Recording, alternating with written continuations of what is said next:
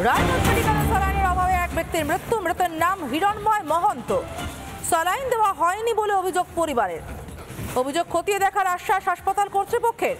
আরো একবার জানিয়ে রাখতে চাইবো, স্যালাইনের অভাবে মৃত্যু এক ব্যক্তির। রোগী মৃত্যুতে চাঞ্চল্য রায়গঞ্জ মেডিকেলে। মৃতের নাম হিরণময় মহন্ত।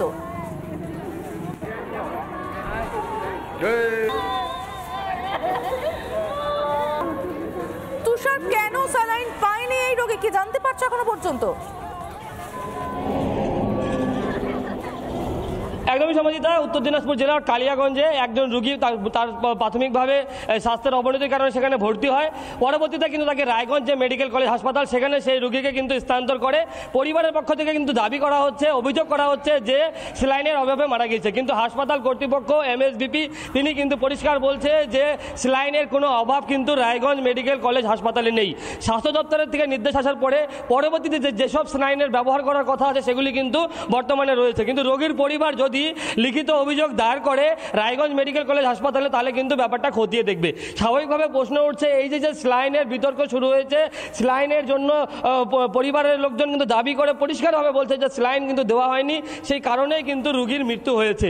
কিন্তু হাসপাতাল কর্তৃপক্ষ এটা একদমই মানতে নারাজ। তারা বলছেন যে রায়গঞ্জ মেডিকেল কলেজে স্বাস্থ্য দপ্তরের নির্দেশ মতো যে সমস্ত স্যালাইনগুলি ব্যবহার করার কথা বলেছে, সেই সমস্ত স্যালাইনগুলি কিন্তু বর্তমানে ব্যবহার করছে রায়গঞ্জ মেডিকেল কলেজ হাসপাতাল।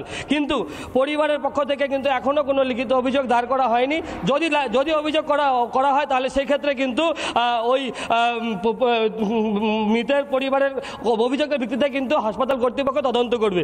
কিন্তু বারবার সমাজিতা, তুমি জানো, এই যে স্যালাইন কারখানা রমরমিয়ে চলছে উত্তর দিনাজপুর জেলার এই চোপড়াতে, এখান থেকে কিন্তু এই নিয়ে বিতর্ক তৈরি হচ্ছে, কিন্তু সরকারের পক্ষ থেকে আমরা সেরকম কোনো উদ্যোগ দেখতে পাচ্ছি না। এরই মধ্যে উত্তরবঙ্গ মেডিকেল থেকে কিছু খবর পাচ্ছি আমরা। উত্তরবঙ্গ মেডিকেলে স্যালাইন নিষিদ্ধ।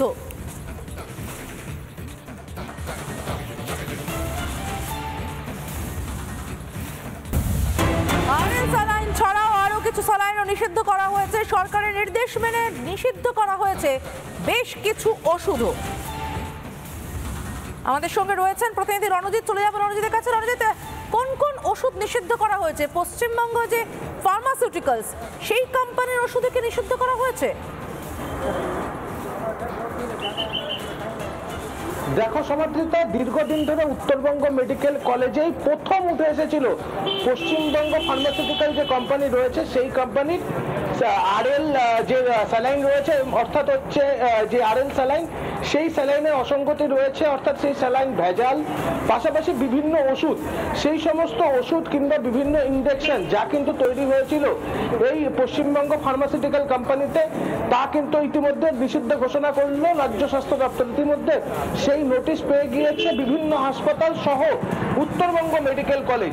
আমি একটু কথা বলার চেষ্টা করব উত্তরবঙ্গ মেডিকেল কলেজের অর্থোপেডিক বিভাগের HODর সাথে। ডাক্তারবাবু, দীর্ঘদিন ধরে তো RL নিয়ে একটা সমস্যা চলছিল, তো কিভাবে দেখছেন বিষয়টাকে?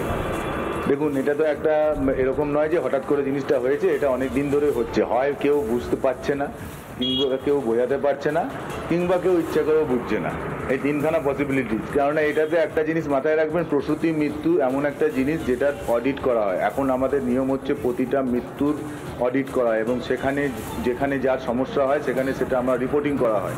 বিভিন্ন সময়ে এটা হয়নি আজকে প্রথম, এটা আমাদের নর্থ বেঙ্গলে অনেক দিন হয়ে গেল। ধরুন 1 বছর আগে থেকে আমরা নর্থ বেঙ্গলে এই RL ব্যবহার ভয়ের সঙ্গে ব্যবহার করেছি, তারপরে বন্ধ করেছি। আশ্চর্য বিষয়, 1 বছর ধরে ভয়ের সঙ্গে ব্যবহার করতে বাধ্য হয়েছেন তারা, তারপর এখন গিয়ে ব্যবস্থা নেওয়া হচ্ছে যখন হই হই রই রই পড়ে গেছে গোটা রাজ্য জুড়ে। আপাতত তোমাকে ধন্যবাদ রণজিৎ।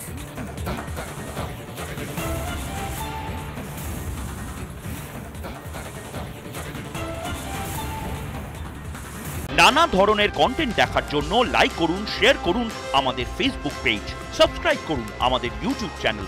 পাশাপাশি অন্যান্য ব্রেকিং নিউজের জন্য অবশ্যই চোখ রাখুন রিপাবলিক বাংলায়।